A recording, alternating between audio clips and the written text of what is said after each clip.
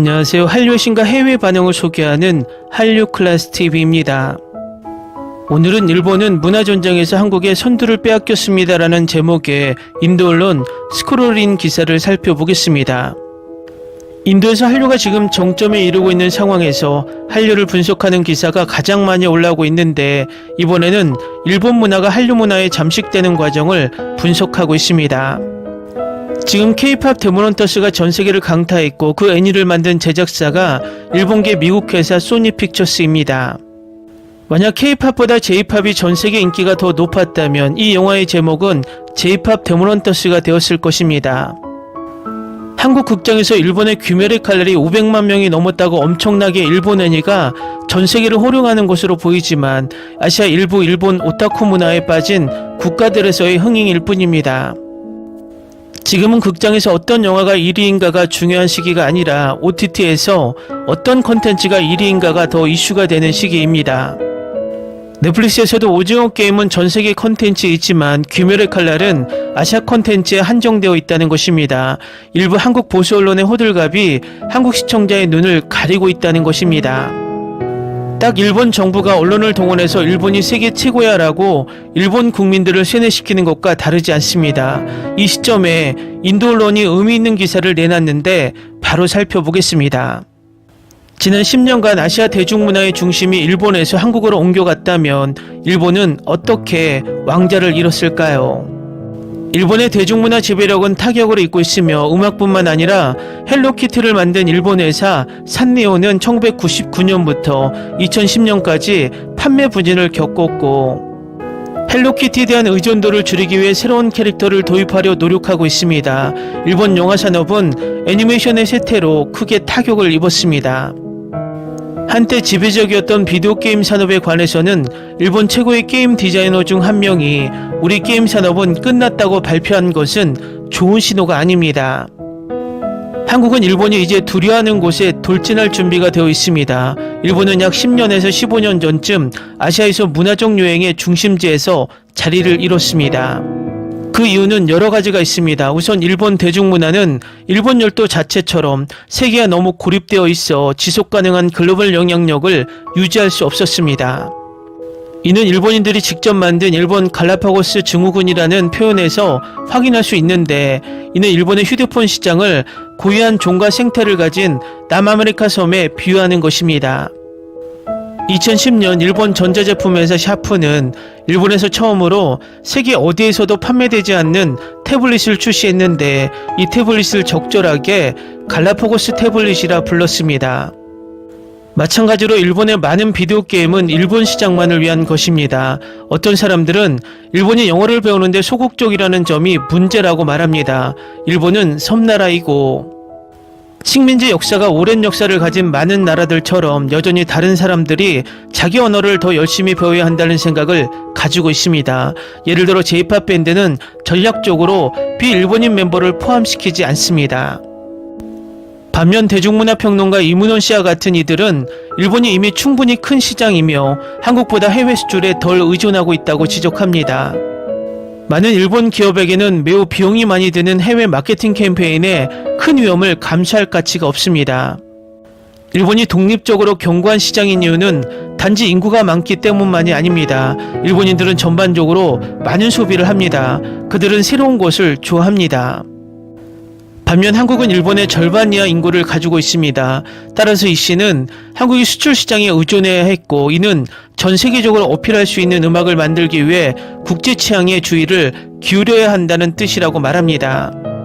하지만 이전에는 K-팝의 국제 유통 채널이 없었습니다. 음악을 퍼뜨리려면 약 20명 정도가 레코드판을 들고 미국 라디오 방송국을 방문해야 합니다. 한국 음악 산업은 그런 방법이 없었다고 말합니다. 인터넷과 유튜브가 등장하면서 한국은 유통 장벽을 허물 수 있었습니다.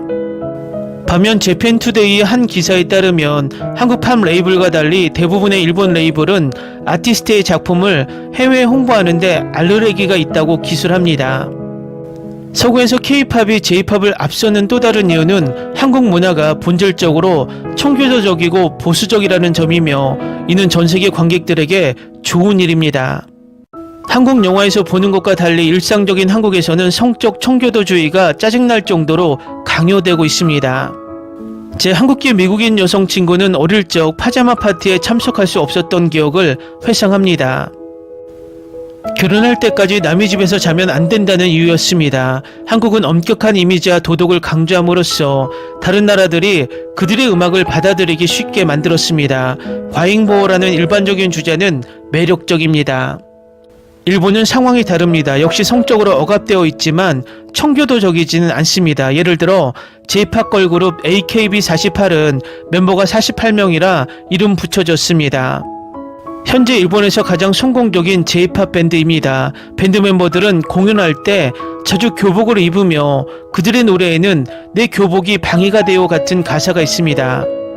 그런 노래는 한국에서 명백히 금지될 것입니다. 게다가 한국에서는 여학생들이 교복을 입는 건 학교 때문이지만 일본은 다른 용도로도 사용됩니다. 한국 팝음악 채널 엠넷 총괄 매니저 신용관 씨가 이 밴드의 마케팅 전략을 설명합니다. AKB48의 시장은 30세에서 40세 사이의 남성입니다. 일본에는 어린 소녀들의 영상을 판매하는 문화가 있습니다. 로리타 콤플렉스는 그곳에서 현상입니다. 그렇긴 해도 신 매니저는 일본 음악계가 한국 음악계보다 훨씬 더 다양하다는 점을 인정합니다. 일본은 세계에서 가장 큰 음악 시장 중 하나라 다양한 장르가 있습니다. 레게, 메탈 등. 하지만 가장 수익성 좋은 건 AKB48 같은 것입니다. 신 씨에 따르면 J-POP 밴드는 K-POP 밴드와는 다른 존재 이유를 가지고 있습니다. 그들은 모델로 데뷔하고 영화 촬영을 하러 갑니다. 음악적인 관점에서 보면 말이 안 됩니다. 이 밴드들을 보면 노래를 못하는 사람들도 있습니다. 어떤 사람들은 춤을 출 수 있지만 대부분은 못합니다. 반면 한국은 매우 보수적이며 이는 사실 의식적인 K-POP 전략입니다. 서구 일본 그리고 좀 더 자유로운 아시아 국가처럼 다문화가 좀 더 많은 시장에서는 옷차림이 다릅니다. 이문원 씨는 한국에서 브리트니 스피어스처럼 음란한 이미지를 가진 가수는 없다고 지적합니다. K-POP 밴드는 어린 팬들을 배려해야 합니다. 부적절한 사진 스프레드나 약물 또는 성 스캔들은 경력을 끝내는 원인입니다. 이런 일이 생기면 음반사가 계약을 해지할 권리가 있습니다. K-POP은 보이밴드에 큰 비중을 두고 한국 남성이 로맨틱하고 세심하다는 오랜 아시아 고정관념을 활용합니다. K-POP 보이그룹들은 걸밴드가 등장하기 전부터 아시아에서 인기 있는 수출품이었습니다. 마지막으로 일본이 한류를 받아들인 상황에서 글로벌 대중문화 무대에서 한국과 경쟁하기는 어렵습니다. 한국 음악 산업은 일본 음악 시장이 얼마나 중요해질 것인지 일찍부터 인식했는데 이는 비일본 아시아 음악에 대한 역사적 무관심에도 불구하고 말입니다. 또한 이는 전세계 음악 판매량이 크게 감소한 점도 주목할 만한데 이는 부분적으로 불법 복제와 소비자가 한 달에 10달러의 수천곡을 재생할 수 있게 하는 많은 음악 도구 서비스 덕분입니다. 일본 시장에서 성공의 핵심은 한국 밴드들이 일부 곡을 일본어로 녹음하는 것이었는데 경우에 따라 일본어로만 녹음하기도 합니다. 명백한 선택처럼 보이지만 한국을 제외한 다른 나라의 음악 산업은 일본과 자국의 언어적 영역에서 진작에 맞서려는 노력을 하지 않습니다. 일본 음악 시장이 급성장하고 있었기 때문에 좋은 투자였습니다. 실제로 2012년에는 일본이 국내 CD와 온라인 음악 판매에서 미국을 앞섰습니다. 일본은 이 분야에서 440억 달러 규모의 매출을 기록했는데 이는 미국 인구의 3분의 1 조금 넘는 일본 인구를 고려하면 큰 성과입니다. 견고한 판매의 큰 이유 중 하나는 일본인들이 여전히 CD를 구매하기 때문입니다. CD 판매가 일본 음반 판매의 80%를 차지하며 2012년에는 디지털 음악 다운로드가 실제로 25% 감소했습니다. 빌보드 편집국장 빌워드가 블룸버그와의 인터뷰에서 설명했듯이 일본인들은 포장을 좋아합니다. 일본 가게에서 작은 장신구를 사기만 해도 깔끔하게 포장되고 접어서 건네줘야 하니까요. 이런 종류의 CD 부클릿과 앨범 아트를 갖고 싶어 한다는 점에는 문화적인 면이 있다고 생각해요. 수년간 일본 시장을 연구해왔고 일본인들이 포장을 사랑하는 사람들이라고 누가 알았을까요? 이상하게도 이 상황은 솔직히 한국이 과거 일본의 식민지였다는 점이 도움이 되는 것 중 하나입니다. 한국인들은 일본의 사고방식을 이해합니다. 저는 제 조부모님과 일본 식민지 시절에 살았던 세대의 다른 분들이 선물부터 일상 도시락까지 모든 것을 깔끔하게 포장하는 일본 비단천인 후로시키로 물건을 포장했던 기억이 납니다. 한국인들은 CD를 포장할 때 후로시키의 변형을 사용하고 있습니다. 브라운 아이드 걸스의 클렌징 클림 앨범 CD에는 40페이지 분량의 사진집, 12페이지 달력, 멤버 서명이 인쇄된 4장의 엽서, 접힌 포스터가 모두 라벤더색 카드 케이스에 깔끔하게 포장되어 있으며 아마존 가격은 12,800엔에 판매됩니다. 빅뱅 스페셜 에디션 앨범은 무게가 1파운드가 조금 넘었고 100페이지 분량의 사진첩이 포함되어 있었습니다. 진짜 놀라운 점은 CD가 컴퓨터 DVD 드라이브처럼 열린다는 점입니다. 앨범을 평평하게 눕히고 버튼을 누르면 자동으로 미끄러지듯 열립니다. 이 모든 부가 자료를 합치면 CD는 약 7,000엔입니다. 보통 부가 요소가 적은 K-POP CD는 20달러에서 40달러 사이인데 여전히 꽤 비쌉니다. 그런데도 일본인들은 그것들을 엄청나게 삽니다. 일본 팝은 이제 아주 먼 기억처럼 느껴지는데 특히 일본인들이 자기 영역조차 포기한 듯 보입니다. 지난 3년간 K-POP 밴드는 일본 골든디스크 어워드에서 음악 판매량과 다운로드 부문, 주요 부문을 휩쓸어 왔습니다. 기사 잘 보셨나요? 이 기사를 보면 한국은 철저하게 상대를 분석해서 마케팅하며 성공한다면 일본은 여전히 갈라파고스화를 벗어나지 못하기 때문에 J-POP은 K-POP을 이길 수 없다고 전하고 있습니다. 일본의 관광으로 도쿄와 유명 관광지에만 가본 사람들은 일본과 한국의 차이를 잘 모릅니다. 일본은 도시를 벗어나 조금만 외곽으로 빠지면 그냥 아날로그 그 자체입니다. 그들은 전통을 중시해서 변하지 않는 것이 아니라 변화가 두려워서 전통을 강조합니다. 또 국가는 부자지만 국민은 가난하다는 말처럼 변화를 하려고 해도 돈이 없기 때문에 매장을 바꾸지 못하며 100년, 200년 전통을 내세우고 자존심을 세우고 있습니다. 저는 우리나라 몇몇 일본 오타쿠들이 일본의 겉모습만 보고 무조건 그들을 동경만 하지 말고 기회가 된다면 일본의 도시 외곽을 직접 경험하고 그들의 본 모습을 보고 깨닫기를 바랄 뿐입니다. 그리고 우리의 K-POP은 이 지피지기를 잘했기 때문에 지금 J-POP을 넘어서다 못해 세계에서 명성을 떨치고 있는 것입니다.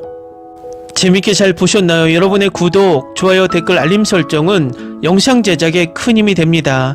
이 영상을 보신 모든 분들 항상 대박 나시고 행복하시길 바랍니다.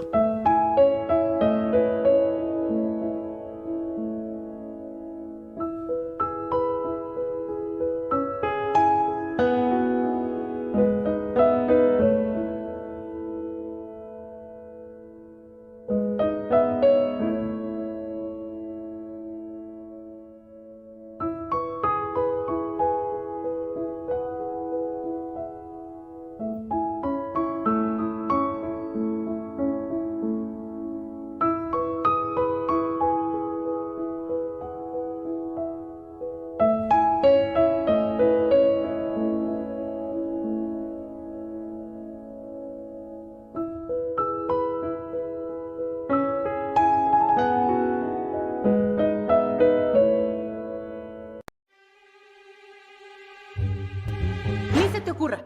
Olvida el ganso y los tomates. No hables de las ballenas. No es un acuario. No actúes como tonta. Que eras una genio. ¿Sí? No vayas a presumir, a la gente no le gusta eso. Y no digas cosas sin sentido. Y bueno, ¿terminamos? Hasta pronto. Abogada, tengo mucha curiosidad por conocerla.